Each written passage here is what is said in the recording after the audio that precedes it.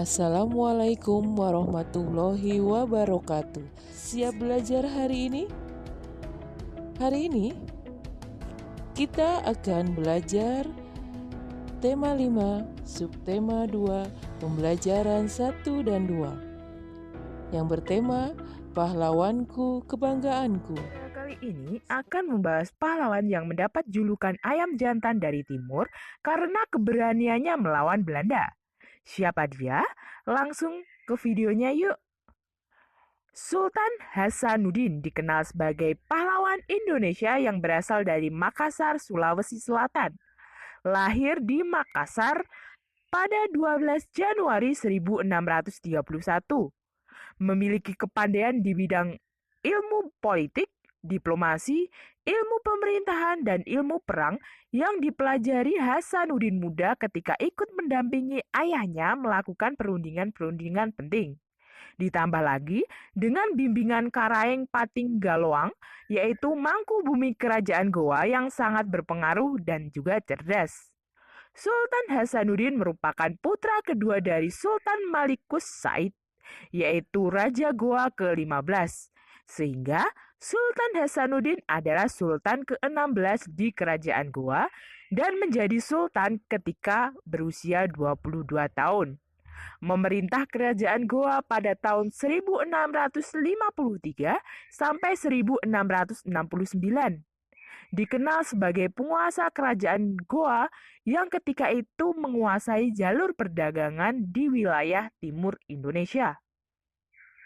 Di bawah kepemimpinan Sultan Hasanuddin, Kerajaan Goa mencapai puncak kejayaannya. Sultan Hasanuddin memerintah Kerajaan Goa ketika Belanda yang diwakili VOC sedang berusaha menguasai perdagangan rempah-rempah.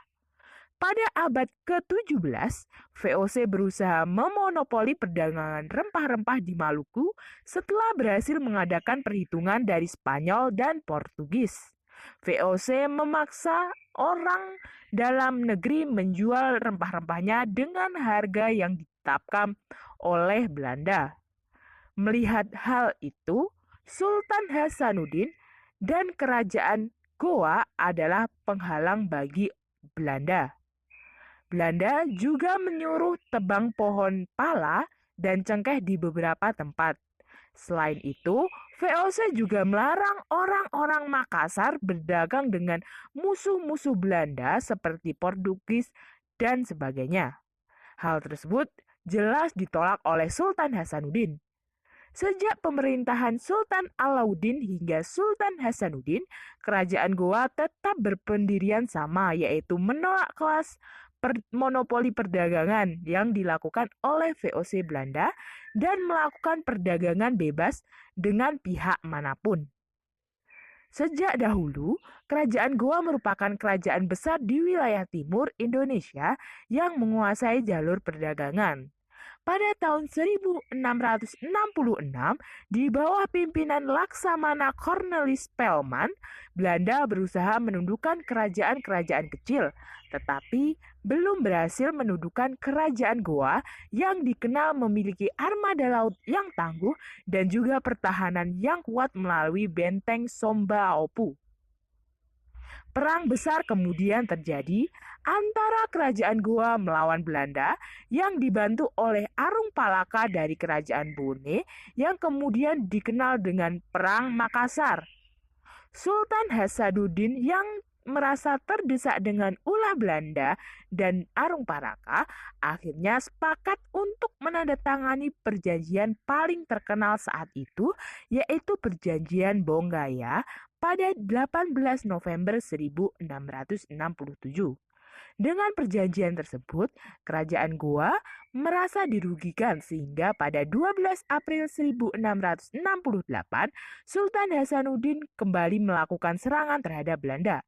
Namun, karena Belanda sudah memiliki persenjataan dan pasukan yang kuat, maka benteng Sombaopu yang merupakan pertahanan terakhir Kerajaan Goa berhasil dikuasai Belanda. Selama kurang lebih 16 tahun berperang, tidak hanya dengan Belanda namun juga dengan rakyatnya sendiri yang memberontak, Sultan Hasanuddin akhirnya kalah dalam peperangan tahun 1669. Hingga akhir hidupnya, Sultan Hasanuddin tidak mau bekerja sama dengan Belanda. Sultan Hasanuddin kemudian mengundurkan diri dari tahta sebagai Raja Goa dan memilih menjadi pengajar agama Islam sambil tetap menanamkan rasa kebangsaan dan persatuan. Sultan Hasanuddin wafat pada 12 Juni 1670 dan dimakamkan di Kompleks Pemakaman Raja-Raja Goa di Kabupaten Goa. Sultan Hasanuddin memiliki sikap yang perlu kita teladani. Misalnya, berani berkorban, pantang menyerah, membela kebenaran dan keadilan, cinta tanah air, dan bekerja keras. Pada saat berperang, Sultan Hasanuddin menggunakan cahaya dan cermin sebagai alat komunikasi. Sifat-sifat cahaya dan cermin.